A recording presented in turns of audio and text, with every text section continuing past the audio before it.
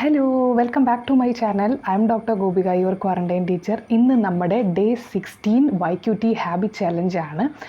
അപ്പോൾ എന്താ പറയുക, ഇനി പ്രത്യേകിച്ചൊന്നുമില്ല. ഇനി നമുക്ക് എത്ര ദിവസമുള്ള 5 ദിവസം കൂടെ അല്ലേ, 21 ദിവസമാക്കാൻ 5 ദിവസം കൂടെ ഉള്ളൂ. അപ്പോൾ നിങ്ങൾക്ക് അതിനനുസരിച്ചുള്ള ഇമ്പ്രൂവ്മെൻറ്റ്സ്, ഈ ലാസ്റ്റ് ടൈം നിങ്ങൾ സ്റ്റോപ്പ് ചെയ്യാതിരിക്കുക. അയ്യോ 16 ദിവസമായി, ഇനി കുറച്ച് റെസ്റ്റ് എടുക്കാം എന്നൊന്നും ചിന്തിക്കരുത്. 21 ദിവസം വരെ നമുക്ക് ഒരു റെസ്റ്റും ഇല്ല.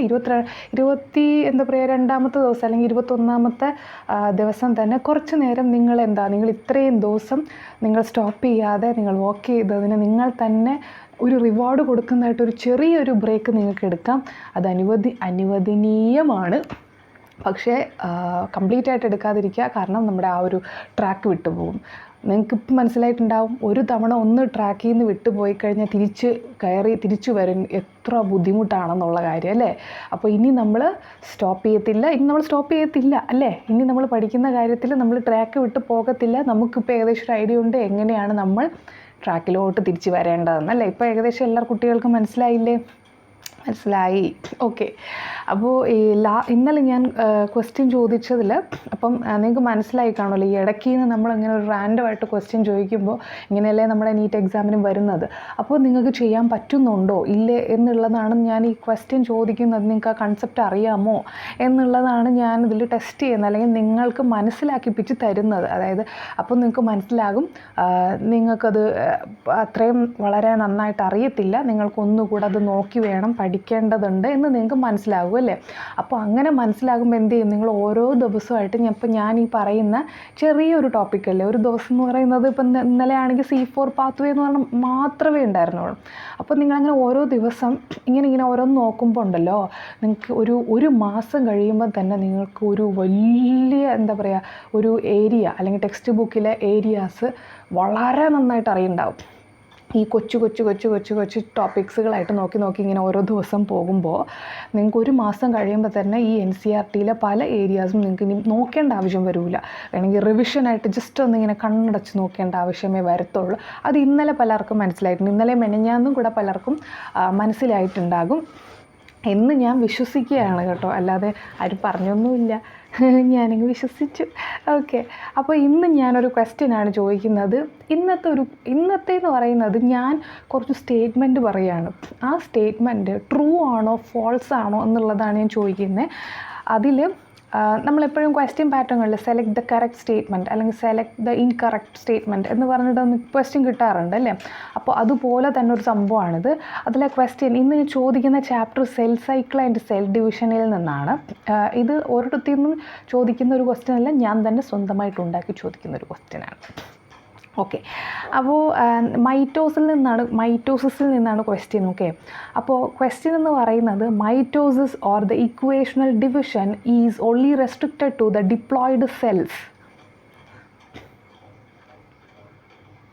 പറയൂ, ഇതാണ് ക്വസ്റ്റ്യൻ, ട്രൂ ഓർ ഫോൾസ്.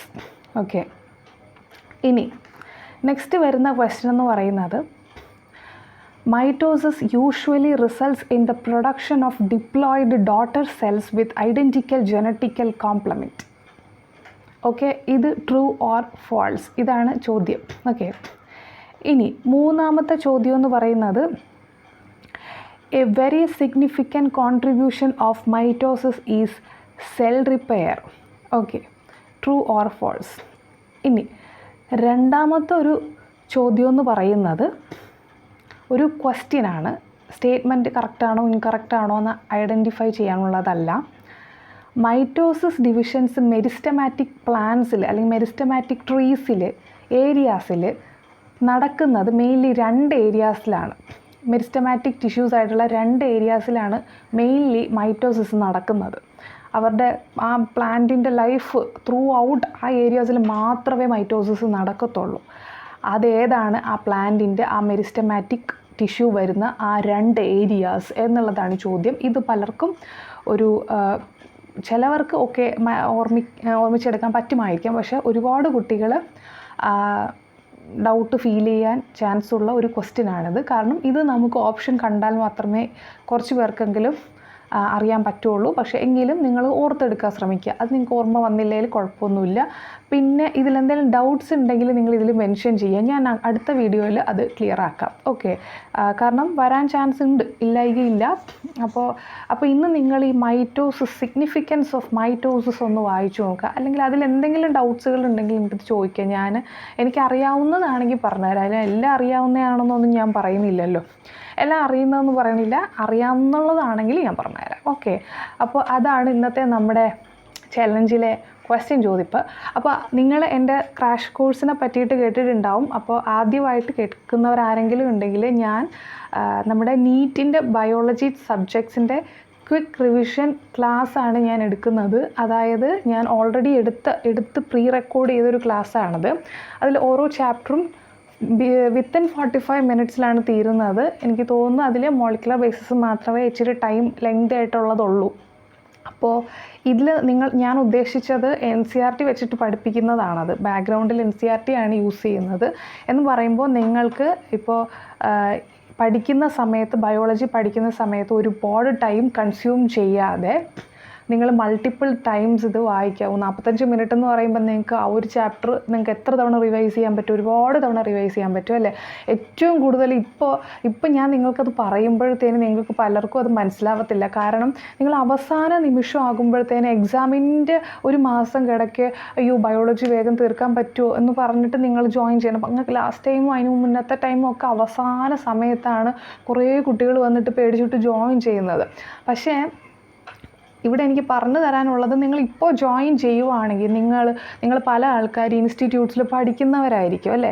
അല്ലാതെ പല ആൾക്കാർ വീട്ടിൽ ഇരുന്ന് പഠിക്കുന്നവരായിരിക്കും. അപ്പോൾ നിങ്ങൾക്ക് ഇപ്പോൾ ഇൻസ്റ്റിറ്റ്യൂട്ടിൽ പഠിക്കുന്നവരാണെങ്കിൽ പോലും നിങ്ങൾക്ക് അവിടുത്തെ മാർക്ക് ഇമ്പ്രൂവ് ചെയ്യാൻ കൂടെ ഇത് സഹായിക്കുന്ന ഒരു സംഭവമാണ്. കാരണം നിങ്ങൾക്ക് ഒരു ദിവസം, ഒരു വീക്കിൽ ഒരു ചാപ്റ്റർ ആയിരിക്കും, അല്ലെങ്കിൽ 1-2 ബയോളജി ചാപ്റ്റേഴ്സ് ആയിരിക്കും വരുന്നത്, അല്ലെങ്കിൽ 1-2-3.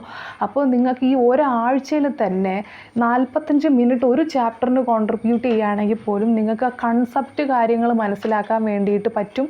അതുപോലെ തന്നെ ബാക്കി സമയം നിങ്ങൾക്ക് ക്വസ്റ്റ്യൻസ് ചെയ്യാൻ വേണ്ടിയിട്ട് യൂസും ചെയ്യാം.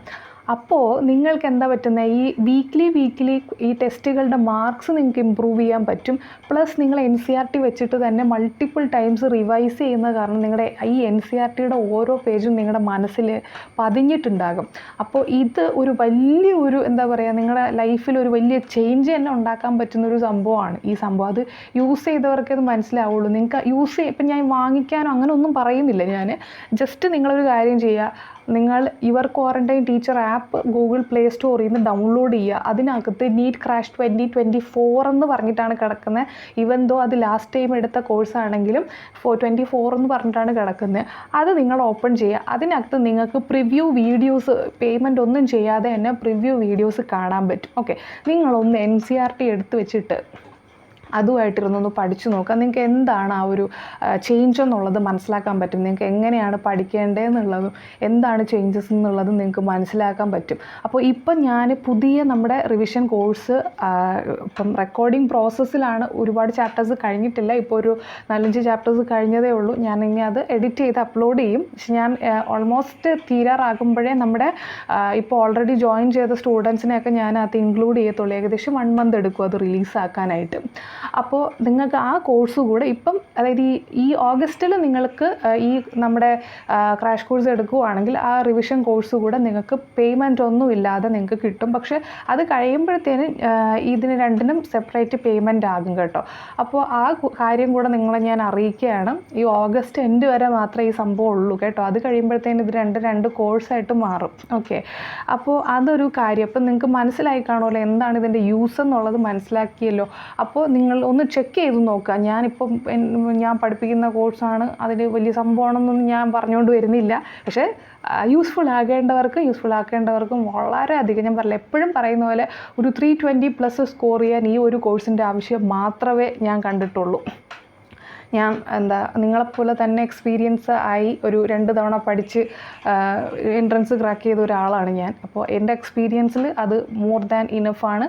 ഔട്ട് ഓഫ് NCERT സിലബസുകൾ എല്ലാ വർഷവും 1-2 ക്വസ്റ്റ്യൻസുകൾ ഉണ്ടാകാം. അത് പക്ഷേ ചിലപ്പോൾ നമുക്ക് ശരിയായിട്ട് വരാം, ചിലപ്പോൾ നമുക്ക് ശരിയായിട്ട് വരണമെന്നില്ല. അപ്പോൾ ആ ഒരു കാര്യം. പിന്നെ നിങ്ങൾ എന്തായിരുന്നാലും ആപ്പ് ഡൗൺലോഡ് ചെയ്യല്ലേ, അപ്പോൾ അതിൽ ഞാൻ കുറച്ച് ന്യൂമോണിക്സ് കൂടെ ഇട്ടിട്ടുണ്ട്, കുറച്ച് കാര്യങ്ങൾ അങ്ങനത്തെ സാധനങ്ങളൂടെ ഇട്ടിട്ടുണ്ട്. അതുകൂടെ ഒന്ന് ചെക്ക് ചെയ്ത് നോക്കുക. നിങ്ങൾക്ക് യൂസ്ഫുൾ ആണെങ്കിൽ നിങ്ങൾ അത് യൂസ് ചെയ്യുക. ഓക്കെ, യൂസ്ഫുൾ ആയിരിക്കുമല്ലോ, ന്യൂമോണിക്സും കാര്യങ്ങളൊക്കെയാണ്. അപ്പോൾ അതുകൂടെ നിങ്ങൾ നോക്കാൻ വിട്ടുപോകരുത് എടുക്കുവാണെങ്കിൽ. ഓക്കെ, അപ്പോൾ അതാണ് എൻ്റെ ഒരു ക്രാഷ് കോഴ്സിനെ പറ്റിയിട്ട് പറയേണ്ടത്. അപ്പോൾ വേറൊരു കാര്യം മറന്നുപോയി. ഇപ്പോൾ നിങ്ങൾ എടുക്കുന്നവരാരെങ്കിലും ഉണ്ടെങ്കിൽ എൻ്റെ നമ്പറിലോട്ട് കൂടെ, അതായത് നമ്മുടെ കോൺടാക്റ്റ് നമ്പർ ഉണ്ട്, ആ കോൺടാക്റ്റ് നമ്പറിൽ കൂടെ നിങ്ങളുടെ ഇമെയിലും നിങ്ങളുടെ നെയിമും കൂടെ എനിക്ക് മെസ്സേജ് അയയ്ക്കുക. എനിക്കത് നമ്മുടെ ലിസ്റ്റിലോട്ട് ആഡ് ചെയ്യാൻ വേണ്ടിയിട്ടാണ്. ഓക്കെ, അത് എനിക്ക് ആപ്പിൽ നിന്ന് ഇപ്പോൾ എടുക്കാൻ ബുദ്ധിമുട്ടാണ്, അതുകൊണ്ടാണ് ഞാനത് ചോദിക്കുന്നത്. അപ്പോൾ അതുകൂടെ നിങ്ങളൊന്ന് ചെയ്ത് കഴിഞ്ഞാൽ ഞങ്ങളുടെ പണി തീർന്നു. പിന്നെ അങ്ങോട്ട് പഠിച്ചു തുടങ്ങുക കേട്ടോ, അത് മാത്രമേ ഉള്ളൂ, വേറെ ഒന്നുമില്ല. മാക്സിമം യൂസ് ചെയ്ത് പഠിച്ചു തുടങ്ങുക. ഓക്കെ, അപ്പോൾ thank you so much for watching this video. By.